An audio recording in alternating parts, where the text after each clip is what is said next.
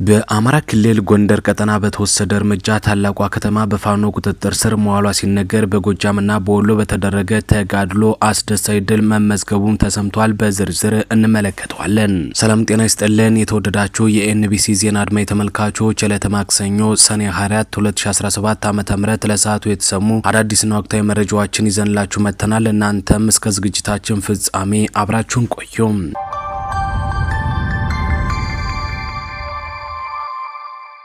በአማራ ክልል በገባው የብልጽግና የጦር ሰራዊት ላይ የሚወሰደው የተጠናከረ የፋኖ እርምጃ ቀጥሏል። በትናንትናው ዕለትም የአማራ ፋኖ ብሔራዊ ኃይል አፋብኃ ዳግማዊ ቴዎድሮስ 5ኛ ኮር አካል የሆነው የጎንደር የበጋሻው ክፍለ ጦር በጎንደር ቀጠና ከፍተኛ ድል ተቀዳጅቷል።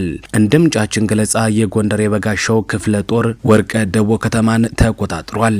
የጎንደር የበጋሻው ክፍለ ጦር አካል የሆኑት ቲቲያውና አጥናፉ ብርጌድ ትላንት ሰኔ 23 2017 ዓ.ም ቀኑ 10 ሰዓት ጀምሮ እስከ ምሽት ባደረጉት አውደ ውጊያ ከገደብዬና ከዳባት ከተማ መካከል የምትገኘውን ወርቀ ደቦ ከተማን ከአገዛዙ የጦር ሰራዊት ኃይል ማስለቀቅ መቻላቸው ነው የተገለጸ።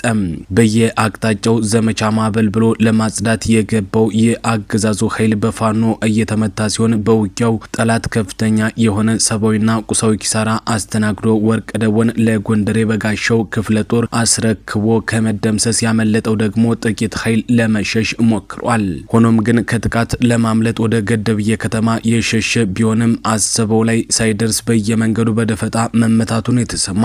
ውጊያው ትላንት ሰኔ 23 ምሽቱንም ሲካሄድ ያመሸ መሆኑ ሲነገር በዘመቻ ማዕበል ጎንደር የበጋሻው ክፍለ ጦር በአገዛዙ ኃይል ላይ ከፍተኛ ድልን ተቀዳጅቷል ነው የተባለ። እንደ ምንጫችን ገለጻ በዚህ አውደ ውጊያ የአማራ ፋኖ ብሔራዊ ኃይል የሆነው ጎንደር የበጋሻው ክፍለ ጦር በርካታ የብልጽግናን የጦር ሰራዊት ደምስሷል። በተመሳሳይ የአማራ ፋኖ ብሔራዊ ኃይል አፋብኃ ምስራቅ አማራ ኮር 2 ካላኮርማ ክፍለ ጦር በራያ ቆቦ መንጀሎና አካባቢው ላይ ብርቱ ትንቅንቅና ተጋድሎ በማድረግ አስደሳች ድል አስመዝግቧል። የአገዛዙ ኃይል የሆነው መከላከያ ሰራዊት ራያ ቆቦ ሮቢት ከተማን ለማስለቀቅ ባለፉት ተከታታይ 3 ቀናት በበርካታ እግረኛ ጦርና በሜካናይዝድ የማጥቃት ሙከራ ቢያደርግም የካላኮርማ ክፍለ ጦር ሊለቅላቸው አልቻለም። በዚህ ተጋድሎ ድቢና ወርቄ መንጀሎ አካባቢ ጥቁር አስፓልቱን በመዝጋት የጠላትን እንቅስቃሴ በመገደብ ከተማዋ እንድትከበር ጉልህ ሚና እስካሁን ድረስ እየተጫወተ ነው።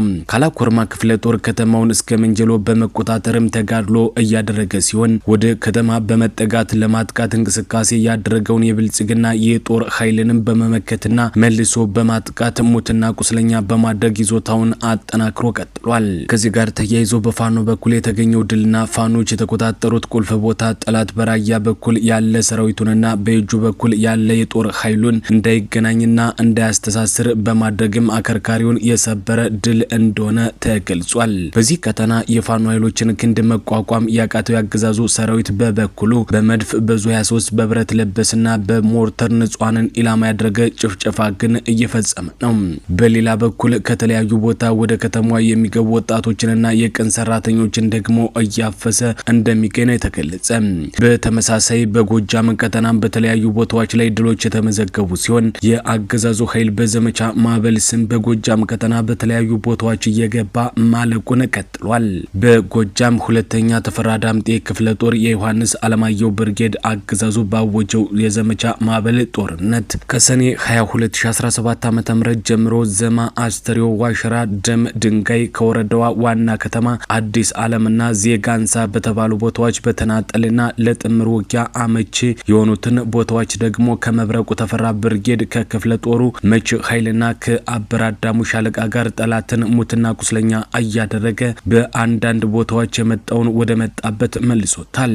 ለምን እንደሚዋጋ የማያውቀው አላማ ቢሱ ያገዛዙ ኃይል ኮሬ ከተባለ ቦታ ተነስቶ ወደ ገረገራ ሲጓዝ ጉርጅባር ማርያም በተባለ ቦታ ፋኖ በራሱ የፈጠራ ውጤት ያመረተውን ፈንጂ በማጥመድ 3ቱ ወዲያውኑ ሲሞቱ 5ቱን ደግሞ ማቁሰል መቻሉን የተገለጸ። በዚህ የተናደደው የተረፈው ያገዛዙ የጦር ሰራዊት የበቀል በትሩን በማሳረፍ አድባሩ መኮንን የተባለን የአርሶ አደር ቤትን በእሳት በማቃጠል ሀብት ንብረቱን አውድሞበታል የተባለ። የፋኖን ክንድ መቋቋም ባቃተው ቁጥር ሁሌም የደም መመለሻው የንጹሃንን ደምና የገበሬውን መኖሪያ ቤቱን ማቃጠል የሆነው ይህ የስርዓቱ ኃይል ሁሉንም ሰው የጊዜ ጉዳይ እንጂ በየተራ ስቃዩን ለማዳረስ አቅዷል። በመሆኑም ሁሉም ግፉ እንደሚደርሰው አውቆ ከፋኖ ጎን በመቆም ለአንዴና ለመጨረሻ ጊዜ ሊፋለመው ይገባል ነው የተባለው። የአማራ ፋኖ በጎጃም የ10 አለቃ ኤፍሬም አጥናፎ ብርጌድም ትላንት በቀን 23 10ኛ ወር 2017 ዓ.ም ከቀጥር በኋላ በብርሃኑ ጁላ የጦር ሰራዊት ላይ ከፍተኛ ጉዳት ማድረሱን የተሰማ። በቀን 21 10ኛ ወር 2017 ዓ.ም ቁጥሩን ቀንሶ አምሳልታ ተራራ በመድረስ ካረፈበት አምሳልታ ተራራ ጀምሮ ግራና ቀኝ ከጉደር ወንዝ እስከ ፊንዚት ቀበሌ እንደ ፍልፈል አፈር ጭኖ በጭንቀትና ከፍ ባለ ስጋት 2 ቀን ከቆየ በኋላ ትላንት በቀን 23 10ኛ ወር 2017 ዓ.ም በፍርሃት ከጉድጓዱ አስወጥቶ በደመነፍስ ወደ ፋግታ የተንቀሳቀሰው የብርሃኑ ጁላ የጦር ሰራዊት ካሰበው ሳይደርስ ደብረ ዘይት መገንጠያ ላይ ጥቃት ተፈጽሞበት አብዛኛው ሙትና ቁስለኛ መደረጉን መረጃዎች ይጠቁማሉ። ትላንት ከቀኑ 7 ሰዓት ተኩል ከአምሳልታ ተራራና አካባቢዋ በመነሳት ወደ ፋግታ የተንቀሳቀሰው ጸረ አማራ ብልጽግና የጦር ሰራዊት ከቀኑ 9 ሰዓት ተኩል በ10 አለቃ ኤፍሬም አጥናፎ ብርጌድ የፋኖ ኃይሎች እቅዱ የቀን ቅዠት ተደርጎበታል። እቅዱ ባይመክንበት ኖሮ ይዞት የተነሳው መዳረሻ ነጥብና የጉዞ ሁኔታ ግን በ3 አቅጣጫ ተጉዞ 3 ገዢ ቦታዎችን ማለትም ምላጭ ተራራ፣ ዱበን ተራራና ክርስቶስ ሰምራ የተባሉ ተራሮችን ሳይመሽ በመቆጣጠር ከፋኖ በትር መከለል ወይም መትረፍ የነበረ ቢሆንም በ10 አለቃ ኤፍሬም አጥናፎ ብርጌድ ተመቷል። በከፍተኛ ሁኔታ ተመቶ የተረፈው የአገዛዙ ኃይል በገጠመው ድንገተኛ ውርጅብኝ ምክንያት መግቢያ ቀዳዳ ፍለጋ አቶ እየተርመሰመሰ የተደመሰሰ ጓዱን እንኳን የቆሰለ ወገኑን እንኳን ማንሳት ተስኖት ሞርተርና ዙ23 የተሰኙ ከባድ መሳሪያዎችን ጨምሮ በፒቲአር ተደግፎ አለኝ ያለውን ከባድ መሳሪያ ሁሉ በደመነፍስ በመተኮስ ለማምለጥ ሞክሯል።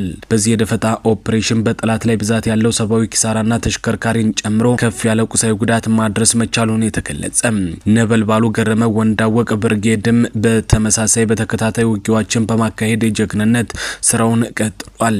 በአማራ ፋኖ ብሔራዊ ኃይል በጎጃም 5ኛ ክፍለ ጦር ነበልባሉ ገረመ ወንዳወቅ ብርጌድ ከሰኔ 22 2017 ዓ.ም ጀምሮ ለተከታታይ 4 ቀናት በወይበይኝ፣ በእንድሪያስ፣ በነጭ ውሃ፣ በቡሃ ድንጋይና በገበዘ ማርያም ተራራማ አካባቢዎች ውጊያዎችን በማካሄድ ላይ ነው። ሰኔ 19 2017 ዓ.ም ከሰከላ ወረዳ ወደ ቋሪት ወረዳ ሲጓዝ የነበረውን የብልጽግና የጦር ሰራዊት የጊዮን ብርጌድ አባግሽ ሻለቃም በደፈጣ ጥቃት ሙትና ቁስለኛውን አሲዞ መመለሱ አይዘነጋም። በ22 2017 ዓ.ም ደግሞ ጠላት በብራዳማ፣ በዋሸራ፣ በደጋዳሞት፣ በሰከላና በጅጋ አቅጣጫዎች ቋሪትን ለመውረርና ለመዝረፍ የሞከረ ቢሆንም የገረመ ወንዳወቅ ብርጌድ በከበባ ሲመታው ሰንብቷል።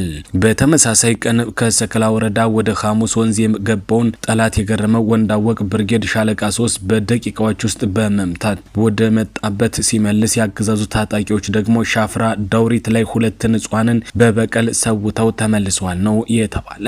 በዚህ ዕለት የብርጌዱ የፋኖ ኃይሎች ወይበኝ ላይ ደፈጣ በመያዝ በጠላት ላይ ሰብአዊ ኪሳራ አድርሰዋል። የጠላት አንድ ሞርተርም በፋኖ ተቃጥሎ ከጥቅም ውጭ መሆኑን ነው ምንጫችን የነገሩን። የነበልባሉ ገረመ ወንዳወቅ የፋኖ አባላት የውጊያ የበላይነቱን ወስደው በሁሉም አቅጣጫ ያሰፈሰፈውን ያገዛዙ ኃይል ተስፋ አስቆርጠውታል። ሰኔ 22 2017 ዓ.ም ገረመ ወንዳወቅ ብርጌድ ከ8 ሰዓት እስከ ምሽቱ 1 ሰዓት ድረስ ባደረገው ከባድ ውጊያ ወደ ገነት አቦ ለመግባት የሞከረውን የብልጽግና ኃይል በገበዘ ማርያም ቀበሌ ከበባ ውስጥ አስገብቶ አይቀጡ ቅጣት መምታቱ አይዘነጋም። ከገነት አቦ ወጥቶ ማህበረሰቡን እየዘረፈ ወደ ደጋዳሞት የሄደው ያገዛዙ የጦር ሰራዊትም በደጋዳሞት ብርጌድ ሐሙስ ገበያ ላይ በተወሰደበት መብረቃዊ ጥቃት ሲደመሰስ ከማህበረሰቡ የዘረፈው እህልና ተሽከርካሪም አብሮ ተማርኳል። በአጠቃላይ የሰሞኑን ውጊያና የጠላትም ጥቃት እንዴት እንደተመከተ ከአማራ ፋኖ በጎጃም ምክትል ሰብሳቢና ጦር አዛዥ ሻለቃ ዝናቡ ልንገረው መግለጫ ተሰጥቷል። በዚህ መግለጫ ላይ አርበኛ ዝናቡ ልንገረው ከሰኔ 19 10ኛ ወር 2017 ዓ.ም እስከ ሰኔ 23 10ኛ ወር 2017 ዓ.ም የተደረጉ አውደ ውጊያዎች የጠላትን አጠቃላይ እንቅስቃሴን በተመለከተ ወደ ጎጃም አዲስ ተጨማሪ የጠላት ኃይል የገባው ብዛት ከ5 ክፍለ ጦር በላይ ሲሆን ከወሎ፣ ከጎንደር፣ ከወለጋ፣ ከአዲስ አበባ እንዲሁም ከሁሉም ክልሎች የተውጣጣ የጠላት ኃይልን በማሰማራት የአማራ ፋኖ በጎጃም አመራሮችን ታርጌት ያደረገ ዘመቻ ማዕበል በሚል ስያሜ የማጥቃት ሙከራ ያደረገ ሲሆን ይህንን ተልካሻ ተግባሩን መከላከል ብቻ ሳይሆን መልሶ በማጥቃት አስደናቂ ገድል ተፈጽሟል ብሏል አርበኛ ዝናቡ ልንገረው። በዚህ መሰረት ጠላት በዘመቻው ወረራ ያደረገባቸውና በእነሱ እቅድ ከበባ ያደረጉበት ቦታ አንደኛ መነሻውን ከገነት አቦ አድርጎ ቋሪት ከተማን በማቋረጥ በደጋ ዳሞት ይበርት ሐሙስ ገበያ መዳረሻውን ደግሞ ደጋ ጫት ወርካና ልጀንጉስ ያደረገ 73ኛ ክፍለ ጦር ሁለተኛ መነሻውን ደቡብ ጎንደር አድርጎ አዴት ገረገራ ዋሸራ መዳረሻውን ደብረ መድኃኒትና አሸመን ወይም ጎድር ያደረገ 74ኛ ክፍለ ጦር ሶስተኛ መነሻውን አዴት አድርጎ በጎሽዬ ብር አዳማን አቋርጦ መዳረሻውን ጠጠር ማርያም ያደረገ 74ኛ ከፊል ኃይል አራተኛ መነሻውን ደጋዳሞት ፈረስ ቤት በማድረግ መዳረሻውን ደግሞ ፍልቅልቅ ወይም አረፋ ያደረገ የ25ኛ ክፍለ ጦር አምስተኛ መዳረሻውን ድጎ አድርጎ ከወይኑ ኃይል በመጨመር መዳረሻውን አሙስ ገበያ ደነቄ ያደረገ 72ኛ ክፍለ ጦር ስድስተኛ መነሻውን አዴትና ጎንጂ ያደረገ መዳረሻውን ገረገራ ዘማ ያደረገ የ59ኛ ክፍለ ጦር ሰባተኛ መነሻውን ሞጣ ያደረገ መዳረሻውን አስተሪዮ በማድረግ የ72ኛ ክፍለ ጦር የጠላት ጦር ከበባ ለማድረግ ውጊያ ከፍቶ ውጊያ ከጀመረ እነሆ ዛሬ 5ኛ ቀኑን አስቆጥሯል ሲል በትናንትናው ዕለት አርበኛ ዝናቡ ልንገረው መልእክቱን አስተላልፏል። በመሆኑም ጠላት በገባባቸው አካባቢዎች የተለመደውን ንጹሃን የመጨፍጨፍና የአርሶ አደሩን የእህል ጎታ በመገልበጥ ዝርፊያ ፈጽሟል፣ አውድሟል። ይህ አስነዋሪ ተግባሩ የተለመደ የአብይ አህመድ አገዛዝ ቢሆንም የአሁኑን ግን ለየት የሚያደርገው ደግሞ ሁሉን አቀፍ ዝርፊያ ማካሄዱ ነው። በዚህ ተግባሩ ከፍተኛ ብስጭትና እልህ አስጨራሽ ውጊያ በማድረግ አጠቃላይ የገባውንና ከበባ ለማድረግ ሙከራ ያደረገውን የጠላት ኃይል የአማራ ፋኖ በጎጃም ሁለተኛ ተፈራ ዳምጤ ክፍለ ጦር ደጋዳሞት ብርጌድ፣ መብረቁ ብርጌድ፣ መዝገቡ ጮቄ ብርጌድ፣ ዮሐንስ አለማየሁ ብርጌድና መዝገቡ አለልኝ ብርጌድ የድርጅቱ ልዩ ኮማንዶ የአበራዳሙ ሻለቃ የሁለተኛ ክፍለ ጦር ጥምር ጦር ጠላትን እንዳመጣጡ በመመከት በጸረ ማጥቃት ውጊያ ጠላትን በማሽመድመድ ሊያሳካ ያሰበውን ዓላማ በማዛባት ሊማርክ የመጣ ኃይል ተማርኮ የፋኖን የውጊያ ምት መቋቋም ሲያቅተው በሸሸበትና በተከበበበት ቦታ ንጹሃንን ጨፍጭፏል። በዚህ ውጊያ ግን ጠላትን በሚገባ ቋንቋ አናግረን በርካታውን ሙትና ቁስለኛ እንዲሁም ምርኮኛ አድርገን መልሰነዋል ሲል አርበኛ ዝናቡ ልንገረው መልእክቱን አስተላልፏል።